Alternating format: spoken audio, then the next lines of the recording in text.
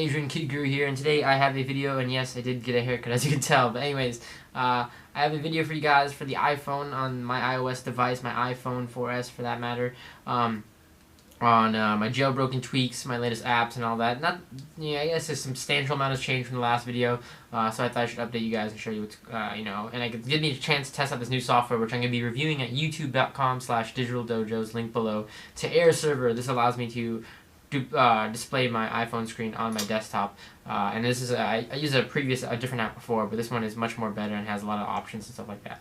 So let's jump right into it. This is my home screen here. It is a 16 gig iPhone, so I actually wish I went for the 32 or 64 now that I realize, because I have so much going on with my iPhone that it's literally nearly full, and I don't even put all my music or stuff like that on it. Anyways, right now I'm using the Suave theme via Winterboard. I usually use Winterboard themes, but I kind of just want to try out some, or Dreamboard themes. I just want to try out some Winterboard themes, so I'm using Suave for the iPhone 4S here. I'm using iBlank to produce these little blank icons right here, which were a part of my old theme that I was using, but I kind of like the empty space. I'm probably going to make 2 more and put them in the middle. I like the whole emptiness, kind of changes the layout. It's a really cool thing. It's called iBlank, a tweak that allows you to make these blank icons here. So by default, I have the basics of calendar, photos, camera, YouTube, maps, weather, all that, jazz. And then down here at the bottom, we have some different stuff. And my dock also is pretty standard. I use the 5-icon dock to get that little tweak running there. I'm using Flipboard for my news app, and I'm sure a lot of you guys have seen Flipboard. I don't need to go into that. Instagram, a lot of you know that as well. My Instagram is Kid Guru. You guys can find me there. Give me a follow. I'm looking to follow a lot of other people. So if you have Instagram, add me right now, and I'll most likely follow you back. iTunes U. This allows you to get access to educational content, like lectures from Harvard and stuff like this. Really, really cool stuff. Like right now, I'm taking a programming class for iPhone programming, iOS development. So it's really, really cool application by Apple that you guys can check out. iTunes U. Social.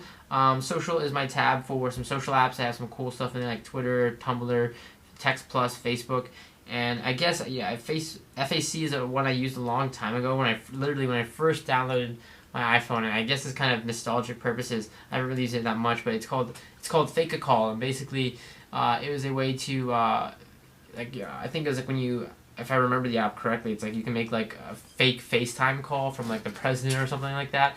It's really cool, but definitely a cool app to check out. So you can pretend like you're president or you're calling somebody.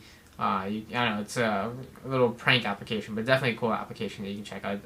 Really, to be honest, last time I used it was maybe a year ago, but really, really fun app. Productivity. Reminders, Remember the Milk, and PayPal. These are just the stuff I kind of use on a daily basis for work and stuff like that. And I don't even remember what's in my reminders right now. But finance. Finance is stocks. iTrade is one for keeping up with the stocks and kind of investing and stuff like that. Practicing with investing and all that. Buku is an application for my local kind of Craigslist type thing here, and I run a local business with repairs, so I use that to kind of check up what's in the latest database, and I post my ads locally via that application. Amazon is just obviously the Amazon cart. I order a lot of stuff from Amazon, so I have the mobile app. Games, to be honest, I don't play any of these as much. The last one, the one I play most frequently is the Ocarina app by Smule, just because that's been a favorite of mine for all time. All the other games that you can see here, I honestly haven't used in forever. Filmography. This is one I use. I bought this a couple months ago. It's called Filmic Pro. Really, really awesome app if you want to shoot video with your iPhone and take real advantage of the iPhone camera. And I guess I got a text message from my friend there. His real name is Marcel, but anyways, the video will go on. Utilities. I do not use any of the utilities at all. I'll reply to that later. By the way, what you saw there was Byte SMS, which I'm going to show you in a little bit. News, I have some news apps, Feedly, Cast, Snacker. These are just my news apps for podcasts. Mainly, again, I use Flipboard. Magic Mouse, or Mobile Mouse, allows you to use a mouse. I just love that sound. It sounds like a real mouse.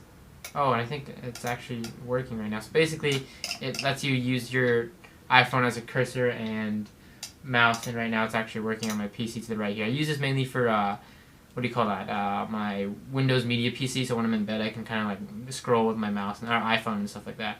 HD Wallpapers, self-explanatory. Evernote, it's a kind of like a productivity note app, though I haven't used it much lately or found to use. Remote is a remote for iTunes on Mac or PC. Winterboard allows you to stylize themes and stuff like that. Right now, again, I already mentioned I'm using Suave theme. Power Timer is a simple timer app, but I really, really like it. It's really obviously powerful.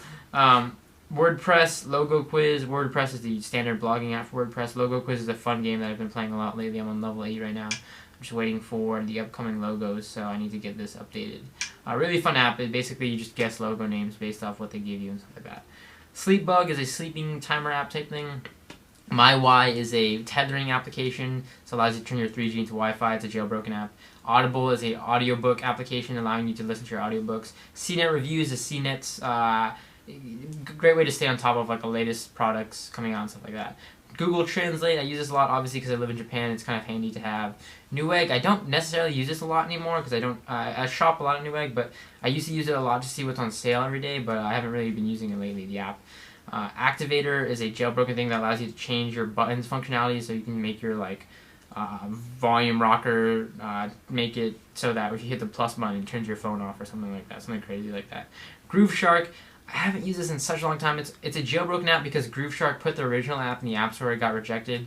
I used it for a while and I don't have like a premium Grooveshark account, so since my trial right now I haven't used it at all. Byte SMS is what you saw earlier. It gives you a whole new texting interface, which is much more better because it allows for quick replies and stuff like that.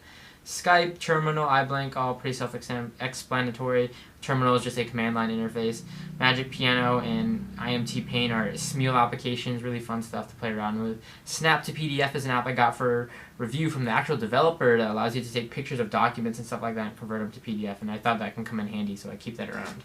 My last page is a lot of jailbroken stuff here. Cydia, the App Store for jailbroken users. Dreamboard allows you to change your whole user interface, so you can go to all these other themes. I don't want to do that right now though because I'm doing this video. MagicJack is a app I use to call with my MagicJack account, call stateside numbers, etc. Recognize Me is a jailbroken tweak that allows you to use your phone, like use your front-facing camera to obviously recognize yourself and use face detection. It's actually pretty accurate, so definitely something to check out if you've ever wanted face detection on your iPhone. Display Recorder does what AirServer is doing now. It basically sets up a server for you to access via your web browser, and it shows your iPhone's home screen with a little iPhone around it, showing, what do you call that? So it's kind of like a simulator of sorts. Springtomize is the best $2 I believe it was $2 when I got it. Best $2 I've ever spent on a jailbroken app. It is a paid jailbroken tweak, I should say, but it does so much in one application. Definitely something to check out. Again, Springtomize 2. This one's the one for 5.1. GridLens is a photo app that allows you to take small little photos and kind of stitch them together in a grid view. I use that a lot for Instagram. TeamSpeak is a VoIP application. Clear is a cool little to-do application that's really, really simple, and I really loved it, but I haven't used it as much lately because it doesn't have stuff like priority or reminders. Jewel Frenzy is very similar to Bejeweled. It's one of the only games I play on my iPhone, really. And this review folder is apps that I have that I need to review for clients. I do a lot of reviews for developers so they can put it on their websites. I do this little simulator thing right here that I'm doing now. So I need to review these 3 apps and get those uploaded. Lastly, Installist, and I know a lot of you are freaking out. So I do use Installist in some ways, and I'm not. I honestly I don't pirate. I pirate. I mostly purchase all my applications if they're paid, and if they're not paid, then I get them a lot from reviewers, or developers I should say, because I review applications for clients on this other website that I work on. But I do use Installist, however, like recently I had a case where a developer wanted me to review his application that's in Canada, but it wasn't available in my country, so I used the Installist to actually download it. So if there's ever country blocks where you can't download a paid app or a free app because of country, Installist, if they have it in their database, it's a great way to get around that, and you don't have to pay. I mean, additionally, they have a whole bunch of free apps that you can get for like ridiculously priced apps that cost, you know, a ridiculous amount, obviously. Then you can download them for free, but again, the database isn't always up to date and it's kind of clunky, so that's why I honestly don't use it as much.